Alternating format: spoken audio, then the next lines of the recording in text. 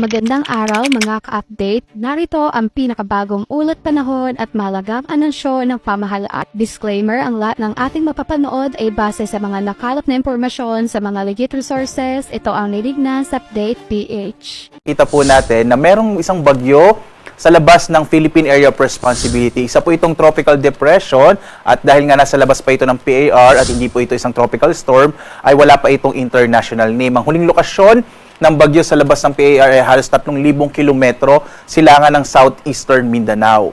Base sa ating mga pinaka-latest na mga datos ay maliit po ang posibilidad na ito nga bagyo ay pumasok ng Philippine Area of Responsibility. Pinapakita rin ng ating mga datos na posibleng sa mga susunod na araw ay malusaw na lamang ito at maging isang low pressure area. So magbibigay pa rin po tayo ng update kahit na nasa labas ng Philippine Area of Responsibility yung itong tropical depression na nasa may southeastern, nasa silangan ng southeastern Mindanao. Samantala, ang mas nakakaapekto sa ating bansa ay ang hanging habagat or southwest monsoon, particular na sa may extreme northern Luzon. Makikita nyo may mga kaulapan po dito sa may extreme northern Luzon. Samantala, malaking bahagi ng ating bansa ay patuloy na makararanas ngayong araw ng mainit at malinsangang panahon, lalo na sa bandang hapon, lalo na sa bandang tanghali po. Habang sa hapon hanggang sa gabi ay posibleng makaranas sa mga localized rain showers and thunderstorms ang malaking itong bahagi ng ating bansa. So mag-ingat pa rin po sa mga posibilidad ng mga flash floods and landslides, lalo na pag nagkakaroon po tayo ng mga severe thunderstorms. Inaasahan naman natin hanggang this weekend, generally fair weather mararanasan sa malaking bahagi ng ating bansa at sa ngayon wala tayong inaasahang may mabubuong low pressure area sa loob naman ng Philippine Area of Responsibility.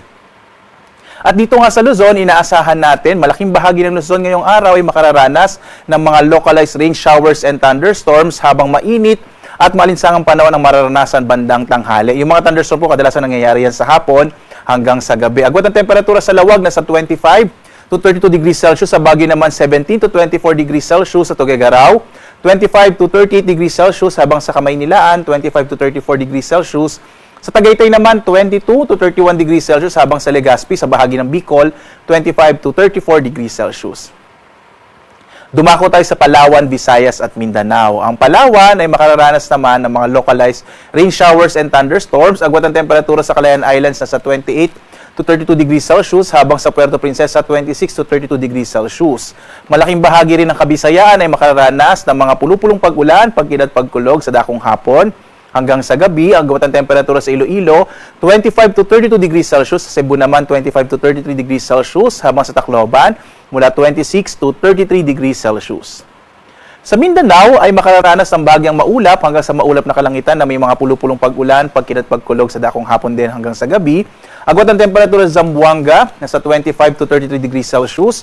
Sa Cagayan de Oro naman, 25 to 32 degrees Celsius. Habang sa Davao, nasa 23 to 32 degrees Celsius.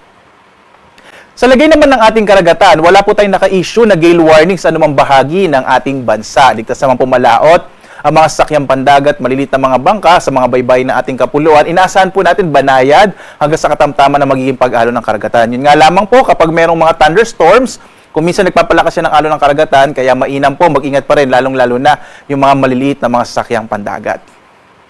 Samantala, narito po yung ating inaasa magiging lagay ng panahon sa mga susunod na araw. Posible po by tomorrow, araw ng Sabado, generally fair weather pa rin na maranasan sa malaking bahagi ng ating bansa. Pagdako po ng Linggo, posible magkaroon ng mga scattered rains o mga kalat-kalat na mga pagulan sa may bahagi ng Ilocos Region, Batan at Zambales dahil yan sa southwest monsoon o habagat. So posible po kasi yung habagat mula sa extreme northern Luzon ay makaka-apekto nito sa may iba pang bahagi po ng Luzon. Pagdating ng araw ng Lunes hanggang Martes, magpapatuloy naman yung epekto ng habagat, particular na dito sa may kanurang bahagi ng central at southern Luzon, kasama na rin po ilang bahagi ng western Visayas. Kaya posible po yung mga bahagi ito ng ating bansa ay makaranas ng mas maulap na kalangitan at mas malaking posibilidad ng mga pag-ulan. At muli po, yung bagyo sa labas ng PAR sa kasalukuyan, hindi natin inaasang papasok ng Philippine Area of Responsibility at posibleng malusaw na lamang sa mga susunod na araw. Samantala naman, ang ating araw ay sisikat mamayang 5:35 na umaga at lulubog, ganap na 6:29 po ng gabi.